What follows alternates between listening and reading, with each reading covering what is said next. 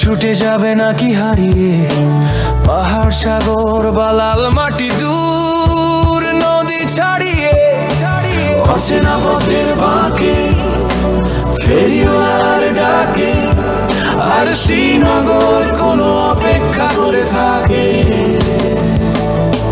চেনা জীবনের মাঝে অন্য জীবনের সুরে হাতছানি দেয় কাছে দূরে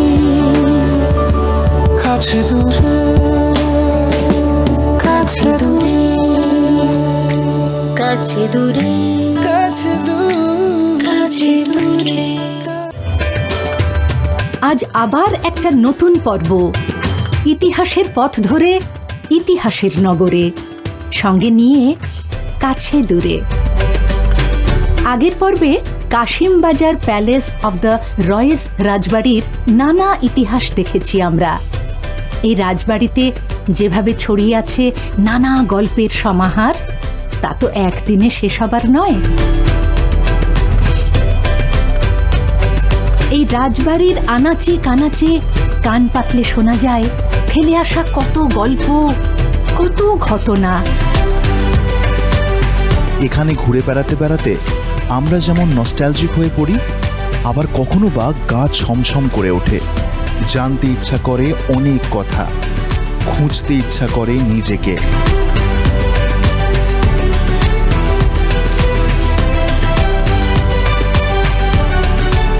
কাশিমবাজার প্যালেস অব দ্য রয়েস রাজবাড়িটি মুর্শিদাবাদের এক ঐতিহাসিক স্থাপত্য বহন করে চলেছে।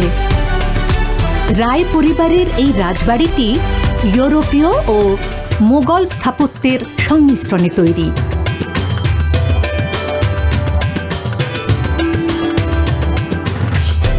সেই সময় ভারতে দক্ষ কারিগরের বাস ছিল, তাদের হাতেই এই রাজবাড়ি তৈরি হয়।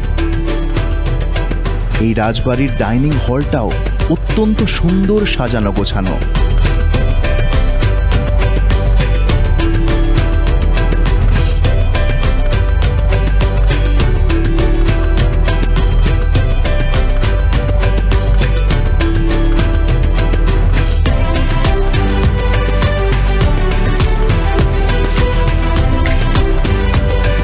আমাদের সঙ্গে দেখা হলো দুজনের, যারা কাছে দূরে অনুষ্ঠান দেখে আপ্লুত। আমাদের সঙ্গে কথা বললেন ওনারা এবং সামিল হয়ে গেলেন কাছে দূরের টিমের সঙ্গে। দুই বন্ধু মিলে ঘুরতে এলাম মুর্শিদাবাদ। এসে দেখছি এখানে এসেছে টিম ডিডি বাংলার কাছে দূরে।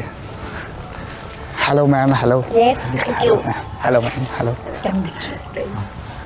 তাই আজ টিম কাছে দূরের সঙ্গে ঘুরে বেড়াবো আমরা, ঘুরে দেখব কাশিমবাজার রায় পরিবারের রাজবাড়ি। শুধু তাই নয়, ঘুরে দেখব এই ঐতিহাসিক জেলা মুর্শিদাবাদ। থ্যাংক ইউ কাছে দূরে। তাহলে দুই বন্ধু দেখব ঘুরে, সঙ্গে আছে কাছে দূরে।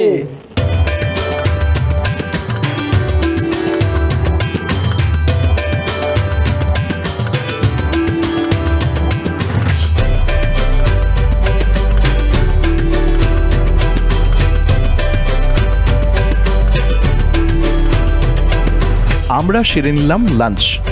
ইলাহি আয়োজন, সুস্বাদু আহার, খাবারের কত যে বাহার।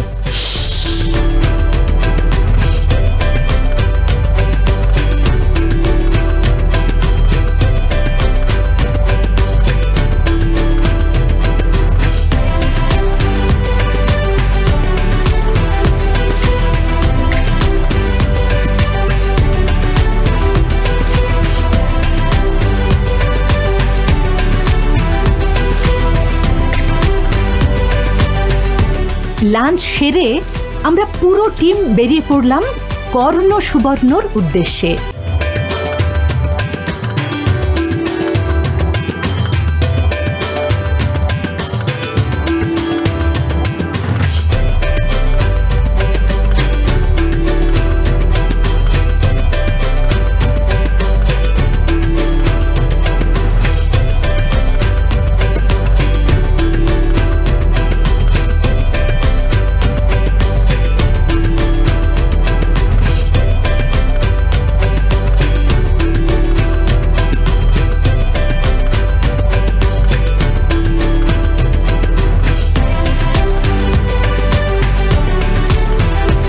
এসে গেছি কর্ণ সুবর্ণ। না, গুপ্তধন পাবো বলে নয়, সেই সপ্তম শতাব্দীর সময়টাকে অনুভব করব বলে। বিরাট সুবিশাল মাঠ, 4টে গেট, আমরা সবাই মিলে মাঠের এ প্রান্ত থেকে ও প্রান্ত ঘুরছি। সপ্তম শতাব্দীতে শশাঙ্কের রাজধানী ছিল এই জায়গায়। আমরা এখন দাঁড়িয়ে আছি মুর্শিদাবাদের একটি বিখ্যাত ঐতিহাসিক জায়গা কর্ণ সুবর্ণ। এটি একসময় রাজা শশাঙ্কের রাজধানী ছিল। ঠান্ডাটা কিন্তু বেশ জমিয়ে পড়েছে। রাজা বলছেন, চলুন যাই ভিতরে। আসুন। 1962 সালে খনন কার্যের ফলে এখানে বৌদ্ধ বিহার ও গুরুত্বপূর্ণ ঐতিহাসিক নিদর্শন মিলেছে।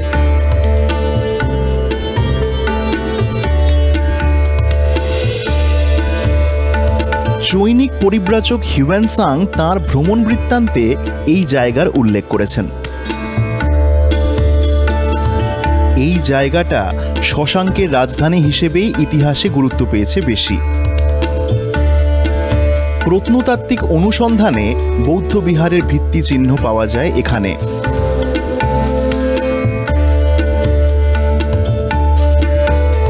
লোকমুখে বলা হয়, পৌরাণিক রাজা মহাভারতে বর্ণিত অঙ্গরাজ কর্ণের রাজত্বের রাজধানী ছিল এখানেই।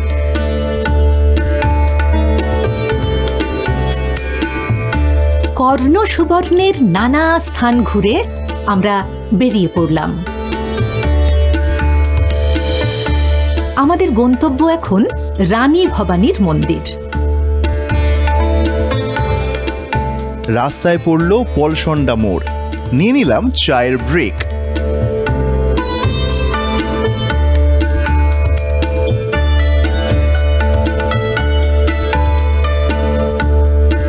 বলছি চা তো ভালো খুব খেলাম। আচ্ছা, তো এই যে আমরা এখানে চা খাচ্ছি আপনার দোকানে, তো হ্যাঁ। জায়গাটা কোন জায়গা? এই জায়গাটার নাম কি? এই জায়গাটার নাম পলসুন্ডা মোড়। আচ্ছা, আর আমরা না এই চা খাওয়ার পর এবার এখান থেকে যাব মা ভবানীর মন্দির। এই তো 12 কিলোমিটার। এখান থেকে 12 এই কিলোমিটার। এখান থেকে 12 কিলোমিটার। আচ্ছা, হুম। Thank you. আমরা এবার গাড়ি হ্যাঁ, গাড়িতে যাবেন এবার। ঠিক আছে। আপনি চাটা খেয়ে আপনারা গাড়িতে যাবেন। গেছেন কখনো? হ্যাঁ এই মন্দিরে গেছেন? হ্যাঁ, কীটেশ্বরী মন্দির যাচ্ছি, মা ভবানীর মন্দির যাচ্ছি। বাহ, আমরা যাবো আজ। ঠিক আছে, হ্যাঁ, ভালো যান। থাকবেন। হ্যাঁ, ভালো থাকবেন, আপনারা ভালো থাকবেন। কাছে দূরে কাছে দূরে ফিরে এলাম ব্রেকের পরে, সঙ্গে নিয়ে কাছে দূরে। আমরা চলে এলাম চার বাংলা মন্দির বা ভবানীশ্বর মন্দির।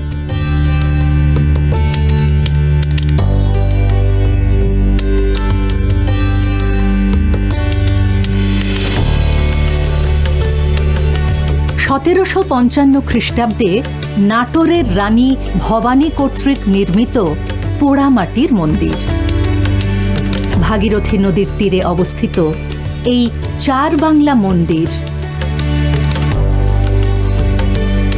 4টে শিব মন্দিরের সমাহার এখানে আমরা দেখতে পাই।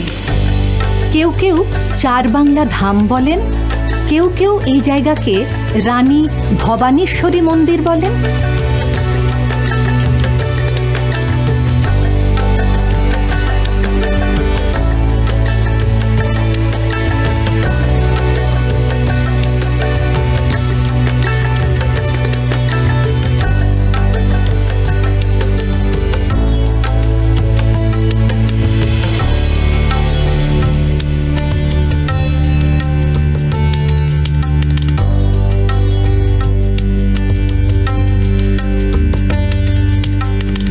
ভবানীশ্বরীর পুরনো মন্দিরটা রেখেই তৈরি হয়েছে নতুন মন্দির।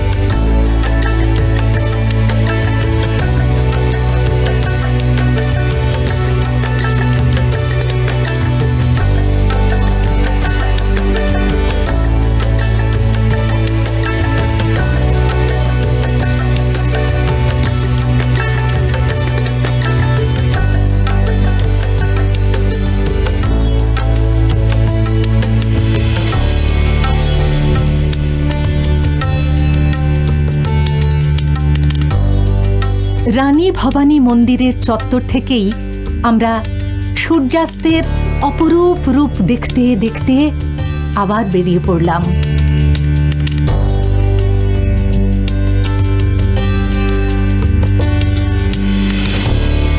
চললাম ডাহাপাড়া বা জগৎবন্ধু ধাম।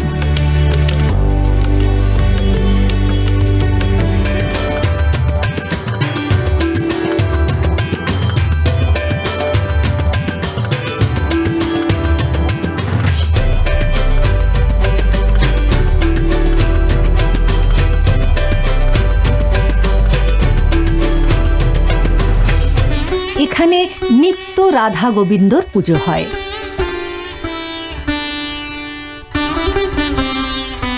শান্ত পরিবেশ, সাধু সন্ত আর ভক্তজনদের কাছে ধ্যান ভজনের আদর্শ স্থান এই ডাহাপাড়া ধাম।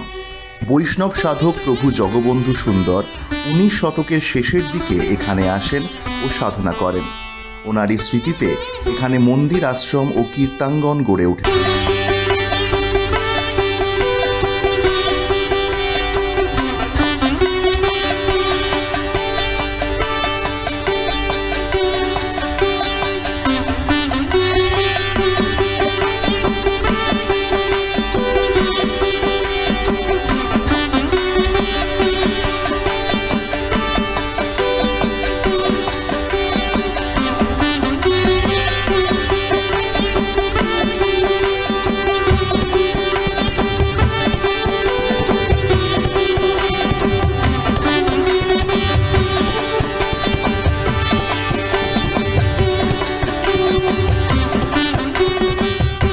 দিন পেরিয়ে নামল সন্ধে।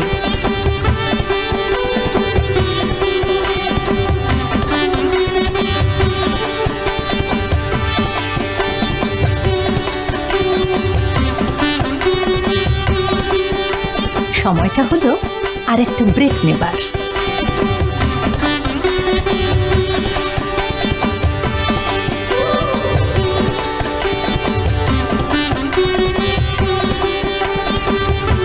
কাছে দূরে কাছে দূরে।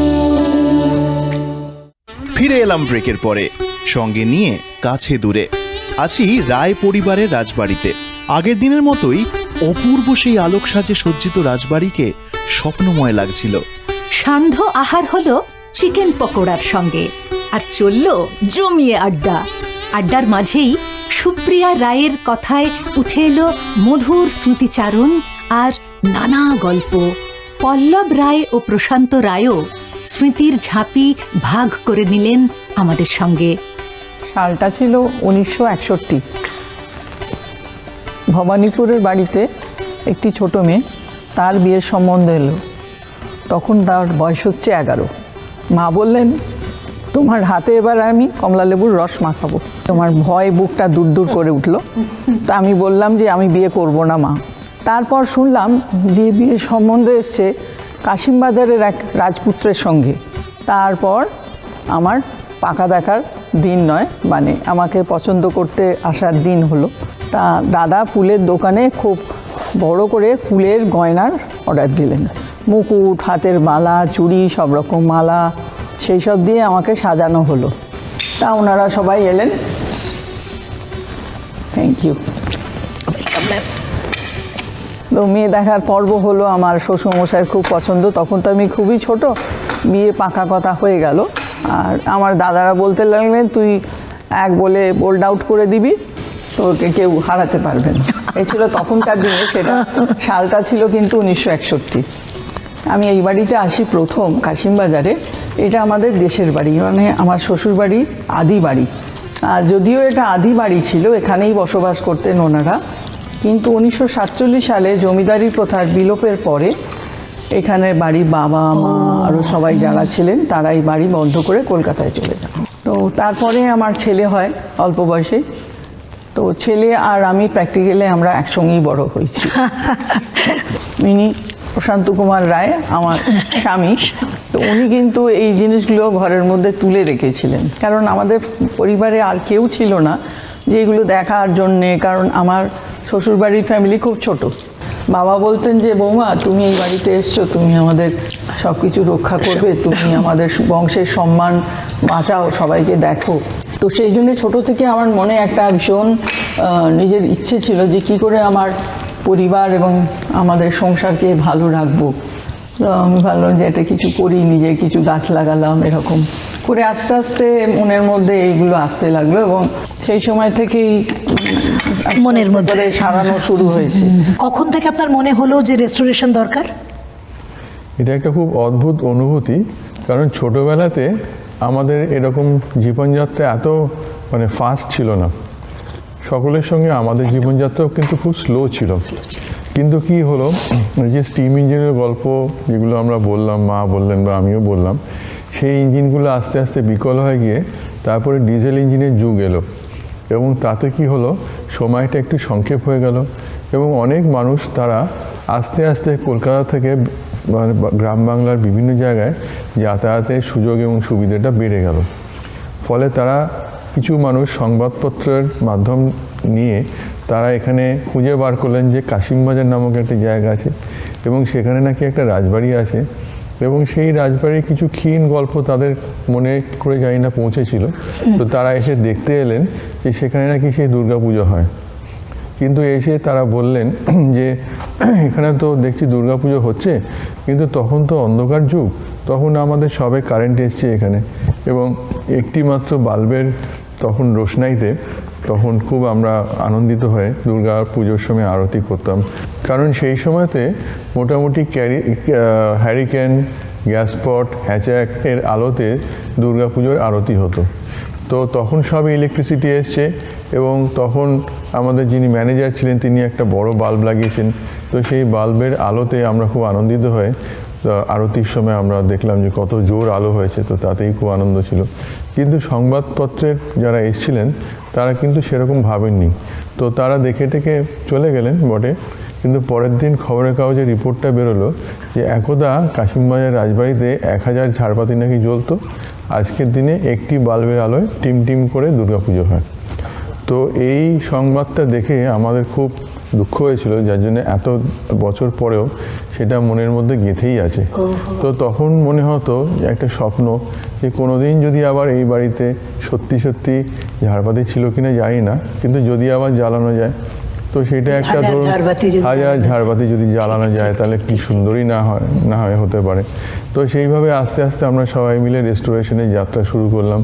প্রথমে আমাদের পশ্চিম দিকে একটা গেট আছে, সেই গেটটা খুব খারাপ অবস্থায় ছিল, তো আমরা একবার ভাবলাম যে এটা ভেঙে ফেলি। তো মিস্ত্রিকে হিসেব নিয়ে দেখা গেল যে তাকে সারাতেও যা খরচা, ভাঙতেও তত খরচা। তো সেইটা তখন সকলের অনুমতি নিয়ে সেইটা গেটটাকে সারানোর পরে দেখলাম বহু মানুষ শুধু সেইটুকুনি দেখে খুব আনন্দ পেলেন এবং তারা প্রচণ্ডভাবে এনকারেজ করে গেলেন। তো সেইটাই ধরুন প্রথম যাত্রা শুরু। তারপরে তো আস্তে আস্তে বাবা মা অনেক বছর ধরে কাজ করেছেন এখানে, ধরুন জল নিয়ে আসা, ইলেকট্রিসিটি নিয়ে আসা, বাড়ির প্রাথমিক যে রিপেয়ারগুলো, ছাদ দিয়ে জল পড়ছে সেগুলো করা। তারও অনেক পরে দেখা গেল যে মা বললেন যে এখানে একটা মিউজিয়াম করা হোক। তো সেইটার একটা গেটে প্রবেশ করিয়ে গাইডকে দিয়ে ঘোরানোর একটা ব্যবস্থা শুরু হলো। তারপরেতে এখানে আর কোম্পানি, কনফেকশনারি কোম্পানি আমাদের, সেখানে একটা ম্যানুফ্যাকচারিং ইউনিট তৈরি হলো। তো এইভাবেতে যাত্রা শুরু হলো। দারুণ পল্লববাবু, সত্যি একটা জার্নি, খুব ভালো। It's a long journey, it is a continuous process, it's a never ending journey. ঠিক ঠিক। তোমরা এতক্ষণ যে পরিবেশের গল্পটা শুনলে, যে বর্ণনা শুনলে, যারা যারা সত্যজিৎ রায়ের ঘরে বাইরে দেখেছেন তারা হয়তো কিছুটা আন্দাজ করতে পারবেন যে তখনকার দিনে পরিবেশ কীরকম ছিল, কীভাবে দুর্গাপুজো চিকের আড়াল থেকে দেখছেন, সৌমিত্রর বক্তৃতা কীভাবে শুনছেন, এই যে ব্যাপারটা, এই ব্যাপারটা কিন্তু আমরা প্রত্যক্ষ করেছি। এখন আমাদের সবথেকে আনন্দের কথা যে বহু মানুষ বিদেশ থেকে আসছেন, আমাদের দেশেরও বহু রাজ্য থেকে আসছেন এবং তারা সবাই খুব আনন্দ প্রকাশ করছেন এবং তাদেরকে আমরা এই হসপিটালিটি বা এই আতিথেয়তা আমরা দিয়ে আমরা নিজেরাও ধন্য হচ্ছি এবং সকলের কাছে একটা পরিচিতি লাভ করছি। শীতকালীন সান্ধ্য আড্ডায় কেটে গেল অনেকটা সময়। এবার পালা নৈশভোজের। কাশিমবাজার রায় পরিবারের রাজবাড়ি এলাম। এখানে এসে অনেক কিছু দেখলাম, অনেক কিছু জানলাম, অনেক কিছু খেলামও, কিন্তু এবার যেটা খাবো সেটা হলো রাজভোগ। আরে না, এটা সেই রসগোল্লার বড়দা রাজভোগ কিন্তু নয়, এটা হলো রাজার ভোগ। আজ কেমন যেন নিজেকে রাজা রাজা মনে হচ্ছে। আজকে আমরাই রাজা। চলো শুরু করি। কোথা থেকে যেন শুরু করি? রাজার বাড়ির ভোগ, রাজভোগ। সেই রাজভোগের আস্বাদ নিতে নিতে আর সারা দিনের ইতিহাস রোমন্থন করতে করতে শেষ করলাম আজকের পর্ব।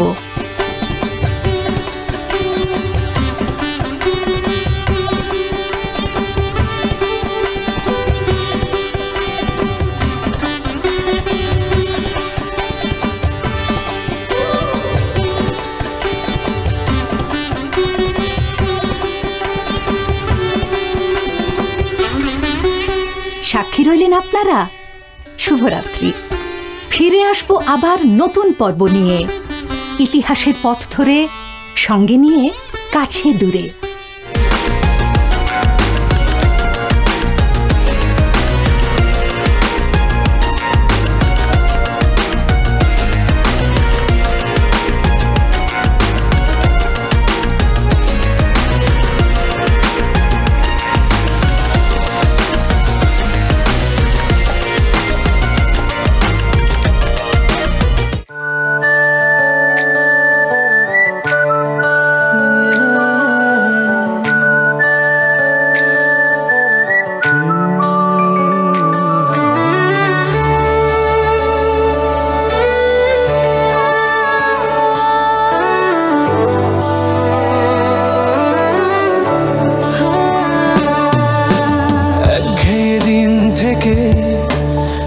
ছুটে যাবে নাকি হারিয়ে, পাহাড় সাগর বা লাল মাটি দূর নদী ছাড়িয়ে, অচেনা পথের বাঁকে ফেরিওয়ালার ডাকে, আর শ্রীনগর কোনো অপেক্ষা করে থাকে। চেনা জীবনের মাঝে অন্য জীবনের সুরে হাতছানি দেয় কাছে দূরে, কাছে দূরে, কাছে দূরে, কাছে দূরে, কাছে দূরে, কাছে দূরে, কাছে দূরে।